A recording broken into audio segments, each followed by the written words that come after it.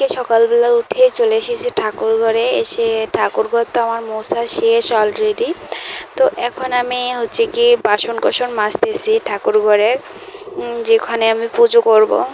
তো দেখো আমরা সকালবেলা কত কাজ, স্নান করার পর পুজোর থালা বাসন মাজা, পুজোর ঘরে মোছা, আরও অনেক কাজ। তো আমি হচ্ছে কি পুজোর ঘরের মোছাটা আমি তোমাদের সাথে শেয়ার করতে পারিনি, কারণ আমার ক্যামেরাম্যান একটু তখন ব্যস্ত ছিল, এর জন্য।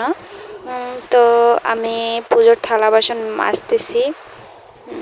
মাজার পরে পুজো শুরু করব। তো আমার ব্লগটা দেখো শেষ অবধি, অবশ্যই আপনাদের ভালো লাগবে। আর যদি ভালো লেগে থাকে তাহলে আমার চ্যানেলটি সাবস্ক্রাইব করে দিয়ে আমার পাশে থাকবেন, এটাই আপনাদের কাছে আমার কামনা রইল। ভগবান আমাদের যেদিকে নিয়ে যাবে সেদিকে যেতে হবে।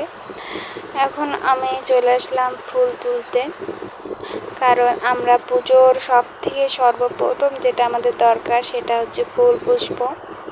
আমরা যদি প্রতিদিনে ভগবানকে, শ্রীকৃষ্ণ ভগবানকে যদি আমরা প্রসাদ নিবেদন করতেও নাও পারি, তাও কিন্তু অবশ্যই আমরা একটু ফুল পুষ্প দেওয়ার চেষ্টা করব। এই ফুল পুষ্পই হচ্ছে কি সব থেকে বড়। এদিকে আমার পুজো শেষ হতে না হতে আবার চলে আসলো। তোমাদের এলাকায় কি বলে জানি না, আমাদের এদিকে বলে গোয়ালপির। হ্যাঁ, গোয়ালপির বলে। তো এই যে ওনারাই চলে এসেছে আমাদের গোয়ালে, ঘরের পায়ে হচ্ছে কি গোয়াল ঘরের দুয়ারে বসে হচ্ছে কি যেন বলে। তো উনি চলে আসলেন, তাই আমার পুজো কিন্তু শেষ। হ্যাঁ, আমার পুজো শেষ করার পরে হচ্ছে আমি ঠাকুরঘর থেকে কেবলমাত্র বের হয়েছি, তখনই হচ্ছে কি উনি চলে আসছেন। বলছেন, মা তোমার গরুর ঘর কোনটা? তো আমি দেখিয়ে দিলাম যে বাবা এইদিকে, এখানে বসে। পরে আমি একটা তুল দিয়ে দিলাম, তো তুলে বসে ওনার যা যা বলা লাগে সেটা হচ্ছে কি বলছে। আমি তো শুনে অবাক, অনেক সুন্দর সুন্দর অনেক কিছু কথা বলতেছে, যে কথাগুলো কিন্তু অনেক প্রয়োজনীয়। হ্যাঁ, আমাদের জীবনে অনেক প্রয়োজনীয়। তো আমিও আর ওনাকে কিছু বললাম না, যে হ্যাঁ বলুক, সমস্যা নাই।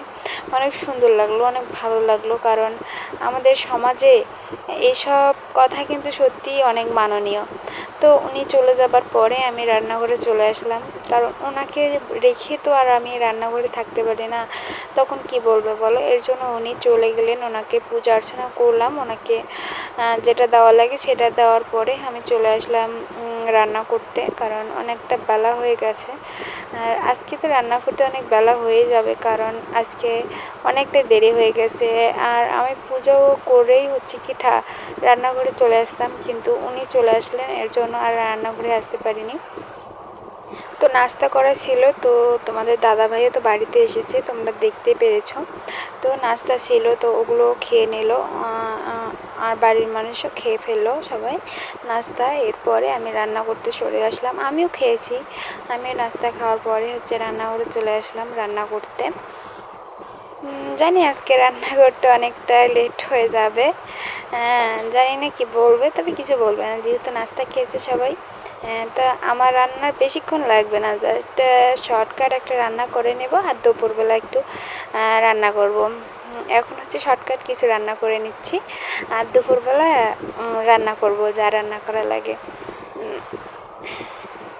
তো আমার সেই শর্টকাট রান্না কিন্তু শেষ প্রায়। তোমাদেরকে আমি মানে ফুল হচ্ছে কি দেখাইতে পারি নাই, কারণ তোমরা জানোই আমি কিভাবে ভিডিও করি, চুপি চাপে ভিডিও করতে হয়।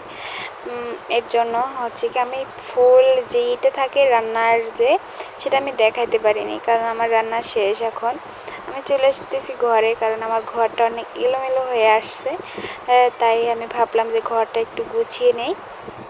আমার ঘর একদম এলোমেলো হয়ে গেছে, কারণ আমার ছোট বাচ্চা তোমরা জানোই, এর জন্য আমার ঘরটা সবসময় এলোমেলো থাকে, তাই আমাকে সবসময় গুছিয়ে রাখতে হয়।